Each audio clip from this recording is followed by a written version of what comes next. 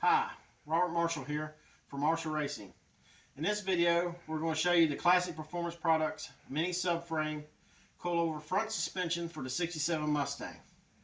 This is going to be doing away with the single arm on the front suspension of the Mustangs and putting two A-arms on the front. This is an upgrade and will also be having an adjustable coilover shock and coil spring. This is simply a bolt-on kit. However, there is two supports that the strut rods bolt to that will have to be spot weld drilled and removed and smoothed out for the support in the kit to go onto the car. This support is made to support the bottom of the frame, and it also allows for tabs for the lower control arm that's aftermarket to be put on. We will show you this process and show you the parts momentarily. Alright, here's the front support that we're going to be putting on, doing with the factory support braces. This will go in place of the factory ones. As you can see here, these is where the front control arms new brackets will be for the front of the lower A-arm to bolt onto. These are your two upper A-arms for both sides. These are your two lower A-arms for both sides. We have Viking coilover shock and springs that we'll have to put together. And we'll show you the difference between this stuff and the car here momentarily. Alright, this is the 67 Mustang front suspension. As you can see, we have the A-arm here, the upper A-arm. We have a single coil here that's non-adjustable, and the shock goes through and bolts onto the A-arm and up to the top of the inside of the shock tower. We have one single rod that comes off to support the spindle, and then we'll have a rod that comes toward the front to the support here, which this right here is what we're going to remove on both sides to keep this from flexing forward and backwards. It's bolted into a rubber joint which allows it to flex up and down so the suspension comes up and down. This was a good idea back in the day. However, new technologies has made things to where they handle better.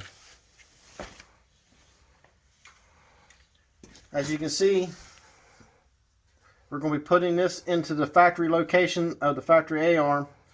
With the other support up here, this will bolt into the new bracket they have made into their support, which will give us two upper and lower A-arms. It'll give us one each of the upper and one of the lower, but we'll have two A-arms on each side, which will have more flex and give, and we won't have to worry about it going forward and backwards, but we won't have to worry about the stiffness of this rubber bushing up here just holding pressure onto the strut rod.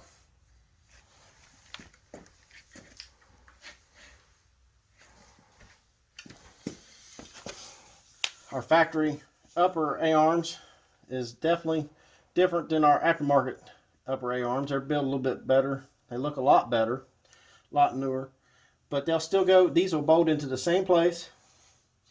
The coilover shocks that comes in the kit will come down and bolt onto the top of the A-arm and go up into the bucket in the same spot, and then the top of the coilover will bolt into the top of the shock. The only difference is with the coilover, you'll have adjustability down here to adjust your ride height, plus we have rebound settings that we can adjust on the shock.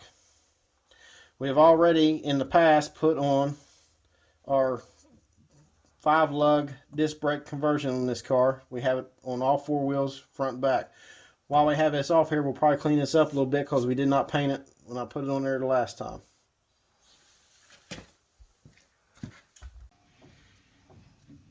We're first going to remove the caliper by these two bolts here. We'll remove the caliper and we'll hang it. That way we don't have to worry about bleeding the brakes at a later point. Next, we will remove the upper and lower ball joints and pull spindle, hub assembly, and all from the car. You'll have two nuts right here on the bottom, one here, one on the other side here. That holds the bottom part of your shock in. I've done got this one loose and ready to come off. And then on the top of the car and the inside of the shock tower, I've already taken these two bolts out. Once we get this shock ready to come out, we'll take these bolts off for the support and we'll remove this off the top, and the shock and everything will come up out. Here's a quick tip if you have not used a coil spring compressor. These will go on the top of your coil spring, and one will go down the bottom, and you'll have your rod that goes through. This will go from the bottom up. This will stick at the top of the shock tower. As you tighten this down, these will pull down and compress your coil spring. The best thing to do is when you're setting this stuff up, because the hole is so tight, you remove these bolts, remove these arms off, and then you'll put these down in and you'll wedge this up onto your spring, and it's tight to get your fingers to get these back in there, but that's the quickest and easiest way to get those in there set up for your coil spring. We'll show you, we already got one off, we'll show you taking the other one off.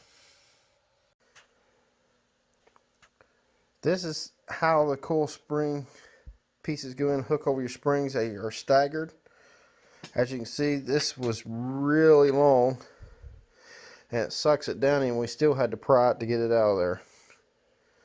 I got a great helper.